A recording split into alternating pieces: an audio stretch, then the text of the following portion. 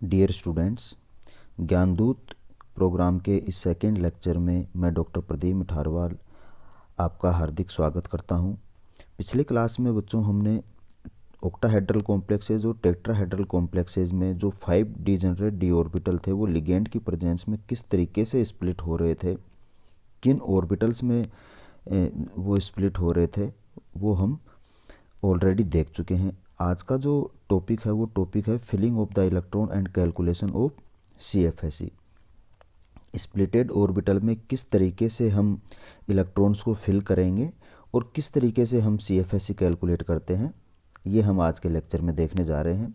देखिए, ऑक्टाहेड्रल में जो एनर्जी का जो गैप होता है डेल्टा O होता है वो लार्ज होता है, और टेट्राहेड्रल में जो एनर्जी का गैप होता है वो कैसा होता है, स्मॉल होता है। तो सबसे पहले तो हम ऑक्टाहेड्रल कॉम्प्लेक्सेस में इलेक्ट्रॉन की फिलिंग को देखते हैं।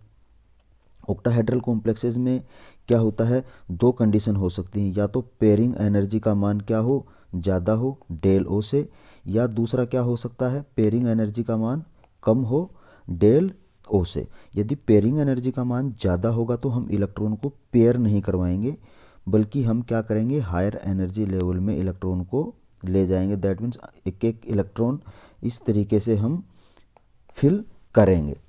तो यहाँ पे क्या होगा, हाई स्पिन कॉम्प्लेक्स बनेगा। ऐसा जो होता है वो किसकी प्रेजेंस में होता है, वीक लिगेंड की प्रेजेंस में होता है। वीक लिगेंड की प्रेजेंस में क्या होता है, ये जो एनर्जी गैप होता है ये एनर्जी गैप कैसा होता है, कम होता है।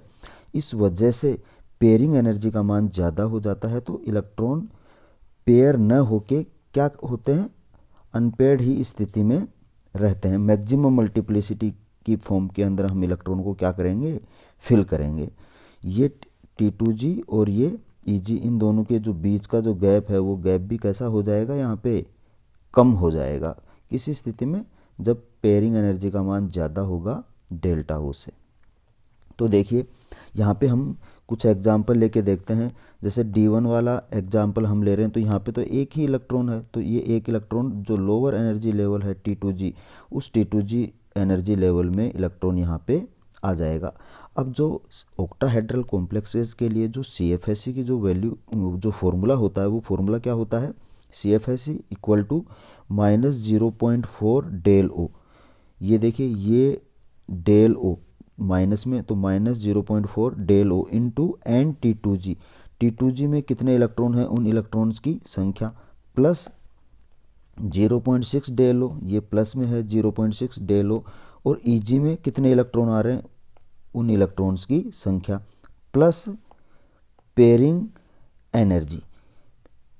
M का जो मान है वो M का मान किसको बता रहा है यहाँ पे, कि कितने इलेक्ट्रॉन को हमने यहाँ पे पेयर कर दिया, तो वो वैल्यू यहाँ पे हम लिख देंगे। तो D1 के लिए जैसे हम कैलकुलेट करें तो 0.4 माइनस में एन T2G, तो माइनस में 0.4 एन T2G के अंदर एक इलेक्ट्रॉन, तो एक इलेक्ट्रॉन यहाँ पे वैल्यू हमने रख दी 0.6 इंटू 0, क्योंकि EG में कोई इलेक्ट्रॉन नहीं है, और पेयरिंग एनर्जी का मान भी क्या हो जाएगा यहाँ पे 0, क्योंकि कोई भी इलेक्ट्रॉन हमने यहाँ पे पेयर नहीं करवाया। तो जो मान आ रहा है हमारा CFSE का वो कितना आ रहा है, -0.4 डेल O।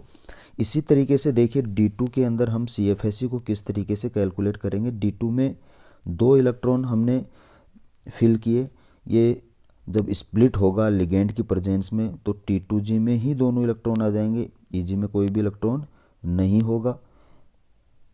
यहाँ पे जो M है वो नंबर ऑफ इलेक्ट्रॉन पेयर को बतलाता है जो हम पेयरिंग करते हैं। अब यहाँ पे भी कोई इलेक्ट्रॉन हमने भी पेयर नहीं करवाया, तो MP की जो वैल्यू है वो इसमें भी क्या हो जाएगी, D2 में भी 0 हो जाएगी। तो CFSE को कैलकुलेट करने के लिए वही, EG के अंदर कोई भी इलेक्ट्रॉन नहीं है, तो EG वाला जो पोर्शन है वो तो हम बिल्कुल 0 कर देंगे। T2G में दो इलेक्ट्रॉन आ रहे हैं, तो -0.4 इंटू 2, और ये डेल O हमने जो कॉमन ले रखा है बाहर वो आ जाएगा, तो ओवरऑल वैल्यू आ जाएगी -0.8 डेल O। ठीक है, यहाँ पे जो डेल O है ये हमने यहाँ पे कॉमन लेके बाहर रख दिया है, ये थोड़ा सा आपको ध्यान में रखना है। आगे देखिए, इसी तरीके से D3 को क्या करना है, D3 में भी 3 इलेक्ट्रॉन हैं तो तीनों के तीनों T2G के अंदर अनपेयर्ड स्थिति में रहेंगे।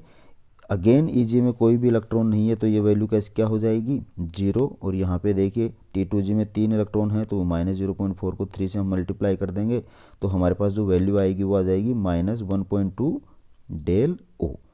ठीक है, अब देखिए D4 में क्या स्थिति होती है। D4 में 4 इलेक्ट्रॉन हमने यहाँ पे फिल कर रखे हैं।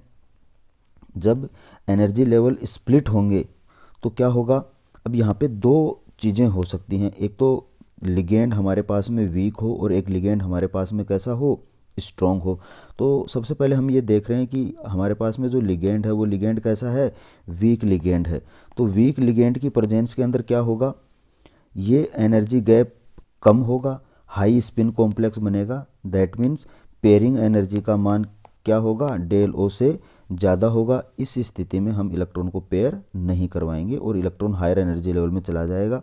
तो 1 2 3 और ये चौथा इलेक्ट्रॉन यहाँ पे, तो ये किसके साथ में हो रहा है, वीक लिगेंड के साथ में, या मैं बोल दूँ इसको हाई स्पिन कॉम्प्लेक्स के साथ में ऐसा हो रहा है। यहाँ पे देखिए बच्चों CFSE किस तरीके से अपने को कैलकुलेट करनी है। यहाँ पे CFSE का जो फॉर्मूला हमने ऊपर लिख रखा है वही फॉर्मूला हमें उस तरीके से यूज़ करना है। T2G में 3 इलेक्ट्रॉन है तो देखिए T2G में हमने नंबर ऑफ इलेक्ट्रॉन 3 रखे। अब Eg में भी इलेक्ट्रॉन आ गए तो यहाँ पे 1 इलेक्ट्रॉन हमने Eg के लिए भी रख दिया। अगेन यहाँ पे पेयरिंग एनर्जी का मान क्या है, 0, क्योंकि कोई भी इलेक्ट्रॉन हम यहाँ पे पेयर नहीं करवा रहे। तो जब इसको हम वैल्यू को सोल्व करेंगे तो हमारा जो आंसर आएगा वो आंसर आएगा हमारा -0.6 डेल O।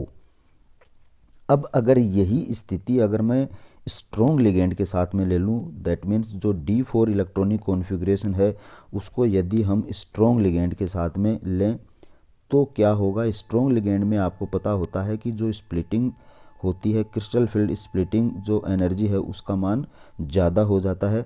तो डेल O क्या आएगा यहाँ पे ज़्यादा, तो ये गैप क्या होगा, ये गैप बढ़ेगा और गैप बढ़ने के कारण क्या होगा, इलेक्ट्रॉन हायर एनर्जी लेवल में नहीं जा पाएगा और वो क्या हो जाएगा, लोअर एनर्जी लेवल में ही पेयर हो जाएगा। ऐसे जो कॉम्प्लेक्स होते हैं उनको हम बोलते हैं लो स्पिन कॉम्प्लेक्स। ठीक है, तो इसके लिए देखिए CFSE का मान हमें कैलकुलेट करना है। सेम वही फॉर्मूला हमें यूज़ करना है, सिर्फ T2G और Eg में हमें नंबर ऑफ इलेक्ट्रॉन देखने हैं। तो देखिए T2G में नंबर ऑफ इलेक्ट्रॉन कितने हैं, 4, Eg में नंबर ऑफ इलेक्ट्रॉन क्या है, 0, तो ये वाली वैल्यू तो 0 हो जाएगी। अब देखिए यहाँ पे जो चीज़ आ रही है वो आ रही है पेयरिंग एनर्जी। हमने एक इलेक्ट्रॉन को क्या करवाया है, पेयर करवाया है। तो देखिए यहाँ पे नंबर ऑफ इलेक्ट्रॉन पेयर कितने हैं, 1, एक ही इलेक्ट्रॉन पेयर है तो इसलिए वहाँ पे हमने क्या रख दिया, 1। अब जो वैल्यू कैलकुलेट होकर आएगी CFSE की वो क्या आएगी, -1.6 डेल O प्लस P। ये हमारा क्या हो जाएगा, CFSE की। अब अगर हमें पेयरिंग एनर्जी की अगर वैल्यू दे दे तो हम वो भी यहाँ पे रख के ओवरऑल जो वैल्यू है वो हम कैलकुलेट कर सकते हैं। आगे का जो एग्जाम्पल है वो है D5 का। D5 में भी अगेन वही स्थिति आ जाएगी, वीक लिगेंड लूँ या स्ट्रॉन्ग लिगेंड लूँ। वीक लिगेंड की स्थिति में क्या होगा, ये जो गैप है वो कम होगा तो हम क्या करेंगे, सब में एक एक इलेक्ट्रॉन रख देंगे। दैट मीन्स इलेक्ट्रॉन की हम पहले पेयरिंग नहीं करवाएंगे बल्कि इलेक्ट्रॉन को हायर एनर्जी लेवल में मल्टीप्लिसिटी मतलब हम ज़्यादा रखेंगे। हर एक ऑर्बिटल में एक एक इलेक्ट्रॉन को पहले हम रख देंगे। ऐसा किसके साथ में कर रहे हैं हम, वीक लिगेंड के साथ में, या हम इसको कई बार स्पिन फ्री कॉम्प्लेक्स भी हम बोल देते हैं। हाई स्पिन कॉम्प्लेक्स बोल दो, स्पिन फ्री कॉम्प्लेक्स बोल दो, या आउटर ऑर्बिटल कॉम्प्लेक्स, काफ़ी सारे इसके नाम हैं। तो इस स्थिति में देखिए CFSE किस तरीके से कैलकुलेट होगी। पेयरिंग एनर्जी तो 0, क्योंकि कोई भी इलेक्ट्रॉन हमने यहाँ पे पेयर नहीं करवाया है। T2G में जो इलेक्ट्रॉन की संख्या है वो 3 है, Eg में इलेक्ट्रॉन की संख्या 2 है, तो 2 इलेक्ट्रॉन हमने यहाँ पे रख दिए और वैल्यू निकाली। तो देखिए वैल्यू कितनी आ रही है, 0। तो ये अपने को थोड़ा सा ध्यान रखना है। यदि सभी कक्षकों में सिमेट्रिकल टाइप से हैं इलेक्ट्रॉन, एक एक इलेक्ट्रॉन भरे हुए हैं या 2 इलेक्ट्रॉन, जैसे भी थोड़ी देर बाद में आगे हम देखेंगे D10 इलेक्ट्रॉनिक विन्यास का, तो वहाँ पे भी जो CFSE की जो वैल्यू है वो क्या आएगी, 0 आएगी। तो ये 2 तो अपने को डायरेक्ट ध्यान रखने चाहिए। स्ट्रॉन्ग लिगेंड हो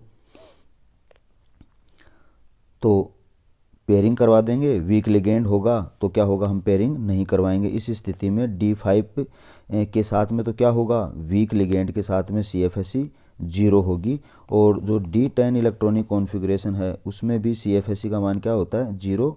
चाहे वीक लिगेंड लें या स्ट्रॉन्ग लिगेंड लें, वहाँ पे तो कोई फ़र्क नहीं पड़ेगा, लेकिन D5 में स्ट्रॉन्ग लिगेंड के साथ में फ़र्क पड़ेगा। यहाँ पे पेयरिंग करवाएंगे, देखिए किस तरीके से हम यहाँ पे पेयरिंग करा रहे हैं। ये अगेन D5 वाला हम ले रहे हैं स्ट्रॉन्ग लिगेंड के साथ में, पहले इलेक्ट्रॉन की हम क्या करवाएंगे, पेयरिंग, क्योंकि ये एनर्जी गैप स्ट्रॉन्ग लिगेंड की प्रेजेंस में क्या हो जाएगा, ज़्यादा, क्रिस्टल फील्ड स्प्लिटिंग का मान ज़्यादा होगा। इलेक्ट्रॉन आपने पेयर करवा दिए, लो स्पिन कॉम्प्लेक्स आपने बना दिया, तो देखिए पेयरिंग एनर्जी का मान क्या हो जाएगा, अब यहाँ पे m का मान 2, क्योंकि 2 इलेक्ट्रॉन पेयर यहाँ पे आ रहे हैं। अगेन T2G में इलेक्ट्रॉन 5, EG में इलेक्ट्रॉन 0, तो ये हम कैलकुलेट करके CFSE की वैल्यू इजीली कैलकुलेट कर सकते हैं। बस सेम प्रोसेस है, बाकी जितने भी इलेक्ट्रॉनिक कॉन्फ़िगरेशन है उन सब इलेक्ट्रॉनिक कॉन्फ़िगरेशन में हम इसी तरीके से, जैसे D6 में आपको निकालना है वीक लिगेंड के लिए, तो 1 2 3 4 5 और 6, ये इस तरीके से आप 6 इलेक्ट्रॉन इसमें फिल कर दोगे। अगर वीक लिगेंड है तो वीक लिगेंड की स्थिति में हमें हाई स्पिन कॉम्प्लेक्स बनाना है, तो 1 2 3 4 5 और फिर 6, इस तरीके से हम क्या करेंगे, इलेक्ट्रॉन को फिल करेंगे और CFSE निकालेंगे। ये बच्चों आपको खुद को सोल्व करना है, प्रैक्टिस के लिए आप अपना एक बार खुद सोल्व करके देखना कि CFSE की वैल्यू कितनी आती है। इसी तरीके से स्ट्रॉन्ग लिगेंड के अंदर भी आपको CFSE कैलकुलेट करनी है। उस स्थिति में क्या हो जाएगा, हमारे पास में जो 6 इलेक्ट्रॉन हैं उन 6 इलेक्ट्रॉनों को हम इस तरीके से भरेंगे 1 2 3 4 5 और 6 इलेक्ट्रॉन पेयर होंगे। अब यहाँ पे जो पेयरिंग एनर्जी है MP, उसमें M की जो वैल्यू है वो कितनी आ जाएगी, 3, और T2G में जो इलेक्ट्रॉन है वो कितने आ जाएंगे, 6, और EG में इलेक्ट्रॉन की संख्या कितनी हो जाएगी, 0। तो ये आपको स्ट्रॉन्ग लिगेंड की प्रेजेंस में भी आपको स्वयं को इसको सोल्व करके देखना है। स्ट्रॉन्ग लिगेंड में पेयरिंग, वीक लिगेंड के अंदर हमें पहले पेयरिंग नहीं करवानी, बल्कि एक एक इलेक्ट्रॉन हर ऑर्बिटल में भरना है इस तरीके से, ठीक है। तो 2 3 और 4, T2G में 4 इलेक्ट्रॉन आएंगे और EG में कितने इलेक्ट्रॉन आ जाएंगे, 2, और पेयरिंग एनर्जी के लिए MP में M का मान कितना हो जाएगा, 1। तो इस तरीके से आपको ये कैलकुलेट करके देखना है कि जो वैल्यू आती है वो वैल्यू कितनी आती है। ये आपके लिए प्रैक्टिस के लिए क्वेश्चन है, थोड़ा सा आप इसको एक बार करके देखें। सेम प्रोसेस है जैसा हमने बाकी का किया, उसी तरीके से हमें इसका करना है। आगे देखिए, इसी तरीके से D7 D8 D9 और D10 के लिए भी हम सेम तरीके से हम CFSE कैलकुलेट कर सकते हैं, वीक लिगेंड के लिए भी और स्ट्रॉन्ग लिगेंड के लिए भी। ये भी आपके लिए प्रैक्टिस के लिए है। D10 का मैं आपको बता देता हूँ, इसमें CFSE की जो वैल्यू है वो वैल्यू हमारी आएगी 0, क्योंकि यहाँ पे सभी में इलेक्ट्रॉन भरे हुए हैं, T2G में भी और EG में भी, तो CFSE की वैल्यू हमारी 0 आएगी। अब देखिए, ये कुछ इलेक्ट्रॉनिक विन्यास लिखे हुए हैं D1 D2 D3 D8 D9 और D10। तो ऊपर जितने भी एग्जाम्पल हमने स्टडी किए हैं, तो उन एग्जाम्पल्स में बच्चों आप देखना कि इस टाइप के अगर इलेक्ट्रॉनिक कॉन्फ़िगरेशन अगर हैं तो वहाँ पे लिगेंड की नेचर का कोई भी फ़र्क नहीं पड़ेगा। आप स्वयं एक बार करके देख लेना, स्ट्रॉन्ग लिगेंड हो भले ही वीक लिगेंड हो, कोई फ़र्क नहीं पड़ता, ठीक है। लेकिन अगर D4 D5 D6 और D7 है तो यहाँ पे लिगेंड की नेचर को हमें देखना होता है। वीक लिगेंड होगा तो हाई स्पिन कॉम्प्लेक्स बनाएंगे, स्ट्रॉन्ग लिगेंड होगा तो लो स्पिन कॉम्प्लेक्स हम यहाँ पे बनाएंगे। अब हमने जो अभी ऊपर CFSE की जो वैल्यू कैलकुलेट की थी वो थी क्रिस्टल फील्ड स्प्लिटिंग एनर्जी। अब ये क्रिस्टल फील्ड स्प्लिटिंग एनर्जी फॉर्मूले से तो हम निकाल लेते हैं, लेकिन अगर इसका कोई थ्योरेटिकल एस्पेक्ट हम देखें तो इसके क्या क्या इंपॉर्टेंट फीचर होते हैं वो हम थोड़ा सा एक बार देख लेते हैं। देखिए ये क्या होता है, क्रिस्टल फील्ड स्प्लिटिंग क्या होती है, it is the sum of the energies of splitted d orbital after the filling of electron in the d orbital, that is T2G and EG। कुल मिला के बात यह है कि जो d ऑर्बिटल्स हैं उन d ऑर्बिटल्स के स्प्लिट होने के बाद में उनकी ऑर्बिटल्स की T2G और EG की टोटल एनर्जी कितनी होती है, वही क्या कहलाती है, CFSE। इलेक्ट्रॉन भरने के बाद में स्प्लिटेड d ऑर्बिटल्स की टोटल एनर्जी क्या होती है, CFSE। अब देखिए हमने जितनी भी वैल्यू ऊपर CFSE की निकाली है उसमें आपने एक चीज़ गौर की होगी, CFSE या तो नेगेटिव में आ रही है या फिर किस में आएगी, जीरो में। ये कभी भी पॉजिटिव नहीं हो सकती, नेवर पॉजिटिव, किसी भी हाल में पॉजिटिव नहीं हो सकती, क्योंकि पॉजिटिव होने का मतलब है क्रिस्टल जो हमारा बनेगा कॉम्प्लेक्स वो स्थायी नहीं होगा, कभी भी उसकी वैल्यू पॉजिटिव नहीं हो सकती। क्रिस्टल बनने के लिए या कॉम्प्लेक्स बनने के लिए ज़रूरी है कि CFSE की वैल्यू क्या हो, नेगेटिव, ज़्यादा से ज़्यादा क्या हो सकती है, जीरो। ठीक है।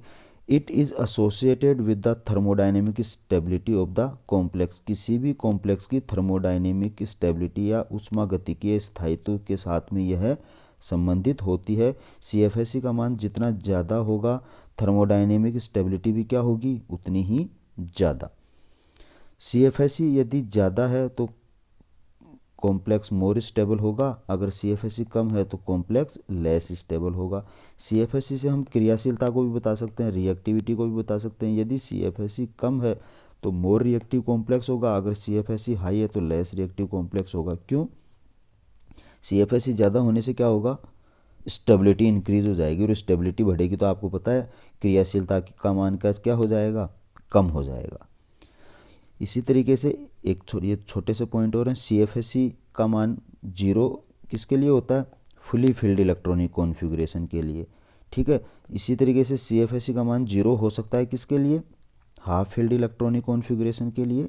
कब, जब वीक लिगेंड हो, जैसे अभी हमने D5 का देखा था वीक लिगेंड के साथ में, तो 1 2 3 4 5 इस तरीके से हमने इलेक्ट्रॉन भर दिए थे, तो वहाँ पे भी CFSE का मान क्या आ रहा था, जीरो। तो इन दो कंडीशन में CFSE का मान क्या आ सकता है, जीरो आ सकता है।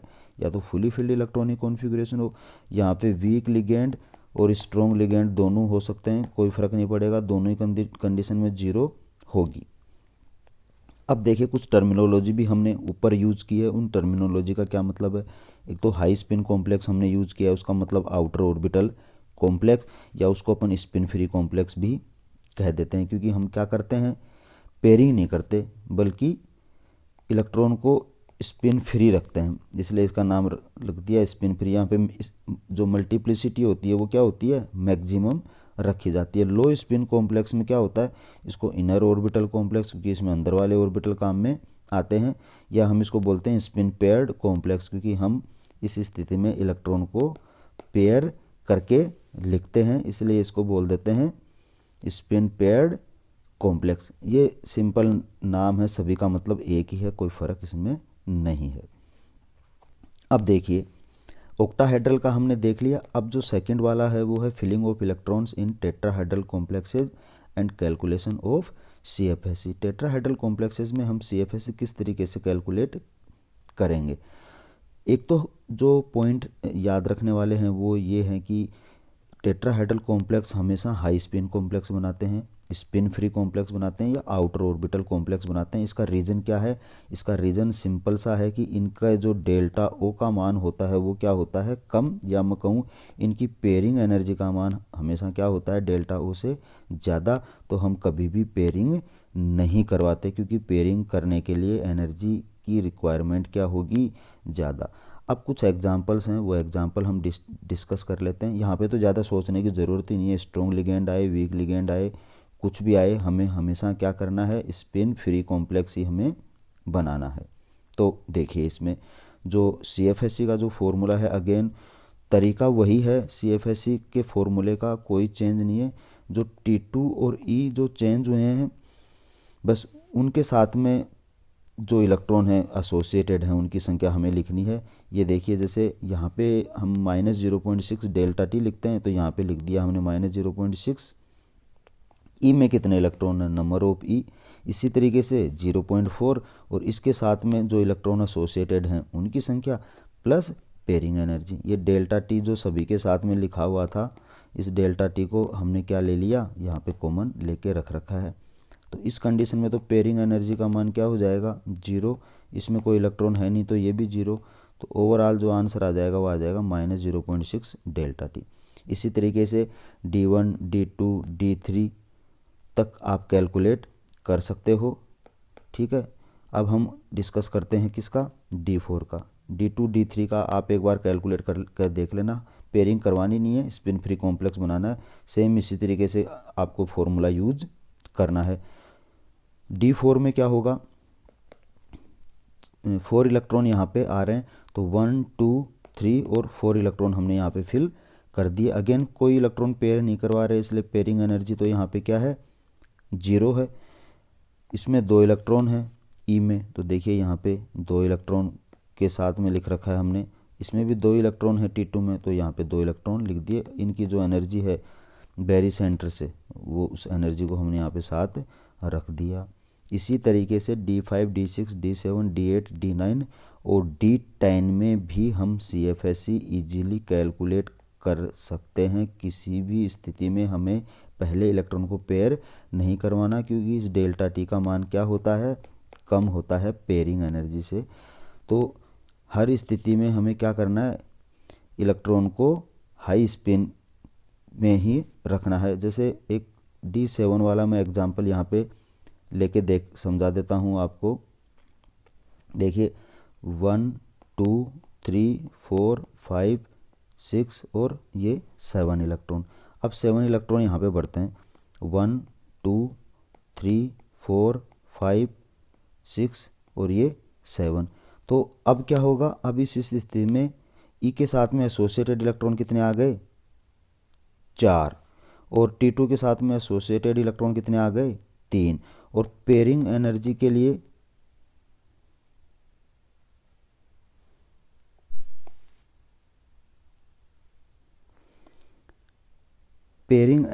लिए जो m का जो मान है, वो m का मान कितना हो जाएगा, 2। तो इस तरीके से हम इजीली सबके लिए CFSE का मान कैलकुलेट कर सकते हैं। अब बच्चों हमारा जो थर्ड लेक्चर होगा, अभी हम यहीं तक इसको रखेंगे। थर्ड लेक्चर में हम क्या करेंगे, टेट्रागोनल और स्क्वायर पिरामिडल जो कॉम्प्लेक्सेज हैं उनके अंदर स्प्लिटिंग किस तरीके से होती है वो देखेंगे, और स्क्वायर प्लेनर में स्प्लिटिंग किस तरीके से होगी हम वो देखेंगे। ये 2 चीज़ें हमें देखना है, ज़्यादा इसको डिटेल में हमें नहीं लेंगे। आगे जो हम स्टडी करेंगे वो स्टडी करेंगे कि डेल ओ को जो प्रभावित करने वाले कारक हैं, factor affecting crystal field splitting. और ये जो टॉपिक है factor affecting crystal field splitting, इसी में हम स्पेक्ट्रोकेमिकल सीरीज को भी डिस्कस करेंगे, जिसमें स्ट्रॉन्ग लिगेंड एंड जो वीक लिगेंड हमारे आते हैं कौन कौन से होते हैं, और उनके जो प्रायोरिटी और जो ऑर्डर होता है स्ट्रॉन्ग से वीक की तरफ, वो भी हमें देखना है, और वो एक इम्पोर्टेंट टॉपिक है। तो आप अगली क्लास को भी बिल्कुल भी मिस मत करना। तब तक के लिए धन्यवाद।